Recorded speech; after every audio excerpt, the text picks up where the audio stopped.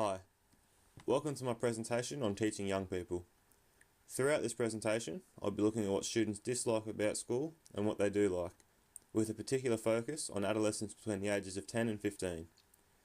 I'll be looking at various sources that help understand the reason for enjoyment or lack of enjoyment among students, and also conducting an interview on my 13-year-old sister who happily obliged to be involved. By doing this, it will be possible to see if the information that has been sourced correlates with the current student in the 10 to 15 age bracket, also noting that this only applies for the one particular student, not all students. This information will also be linked to learning that we've completed in our EED class, and also the implications for future classroom practice will be discussed. To understand why students may or may not like school, it is important to understand how the minds of these students work. Although we are naturally curious, and in ways actually like thinking, we are in fact not that good at it according to Willingham.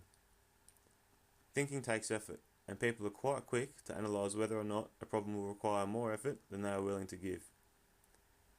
Given that thinking does in fact require this effort, why is it that we are constantly being placed and placing ourselves in situations where we are faced with problems that need to be solved?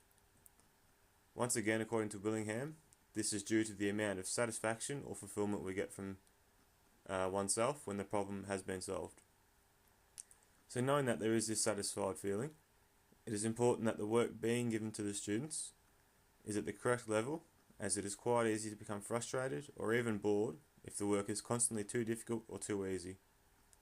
On top of this, there are other ways in which it's possible to motivate and encourage learning. There needs to be that wow factor for students to learn, that concept, that experiment, that problem that draws a student in. For example, Willingham suggests that in a science classroom, the structure which involves reading the textbook, coming to class, doing the experiment and discussing the results is not the structure of how a real scientist works. When scientists conduct experiments, they do not know what the results are going to be. Therefore, there's an element of surprise and excitement to find out more. This sort of method could be highly beneficial to the classroom as it encourages students to think and create ideas of why something may have happened, and hopefully use their thinking tools effectively to come to conclusions. It is highly likely they may not know the answers straight away, but that's when the teaching comes in. The students have seen what happened and are now engaged and curious to find out why. Moving on from the Willingham text, the journal article by Jones and Vermette suggests that one of the most important factors in getting a student to like school is intrinsic motivation. By intrinsic motivation, the authors suggest that the students must have a reason to learn, that they must find a desire within themselves to participate to the best of their abilities. What can be drawn from this is that schoolwork needs to be relatable and relevant to the students, and suggests that it may be difficult to teach students work that they may deem unnecessary. It may also be possible, as Jones and Vermette suggest, that the lack of proper scaffolding in the classroom can cause disinterest amongst the students. Similar to the idea of making the work relevant, students learn better with proper scaffolding, meaning that they are working on a particular area and are able to see where it is taking them, and also able to make connections between the current work, future learning, and life as a whole. Up next, I will show the interview that was had between myself and my 13-year-old sister, who was a current student. She didn't want her face in the film, but was happy to answer the questions. For the interview, I had a list of questions I wanted to ask, and as the questions continued, I found it almost unbelievable how closely related her answers were compared to the research I had just discussed. Okay, first of all, what do you dislike about school? Work. What do you mean by work? Unnecessary things that we don't really need to learn. Like what, is there anything in particular?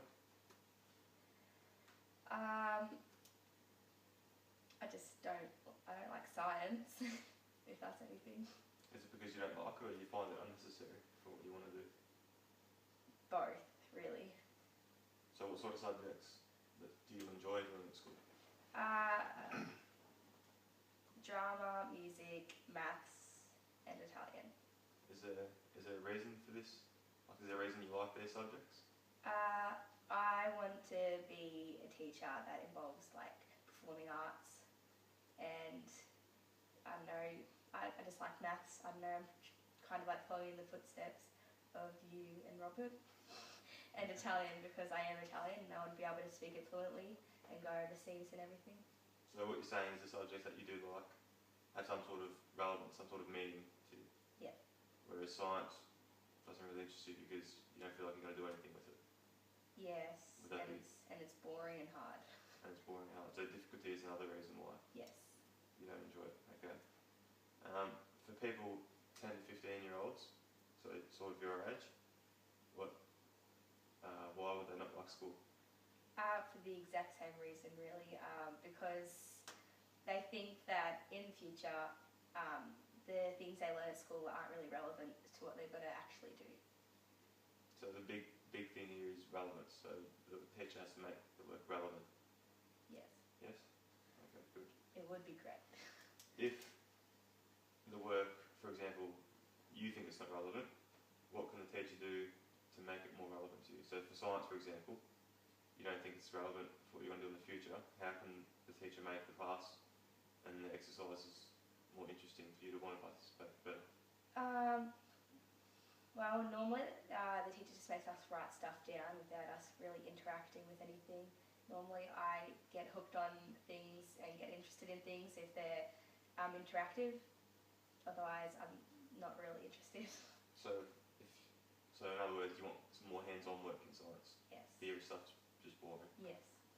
Alright, so what things about school, not just the work related, but what things about school in general do you like?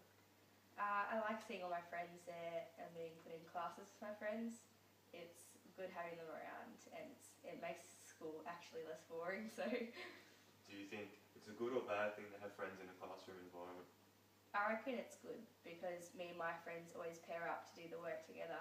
I think it's better to work in groups than by yourself, so you can get others' opinions on what you're doing. So a way of overcoming the dislikes at school would possibly be group work or with your friends. That way you feel a bit more comfortable about the situation, you can talk and learn more off each other. So peer learning. Yeah. Yep. Yeah. Alright, thank you for your time. What I found from the interview is that any dislikes at school involve work that was not relatable for the student, which directly relates to the Jones text, as previously discussed. She mentioned science as a subject that she didn't enjoy, some factors being that it was boring and difficult.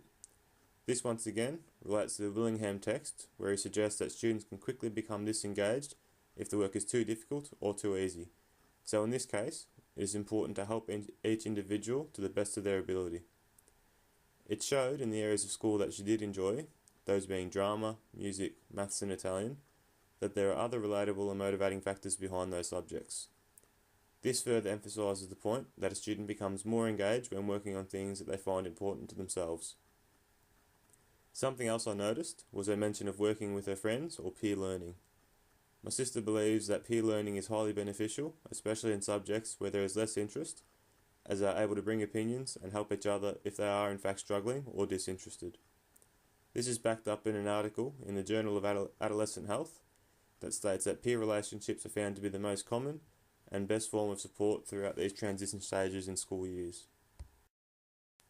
On top of what was mentioned by my sister, from my own personal experiences, I found that encouragement and belief from my teachers helped a lot with enjoying school.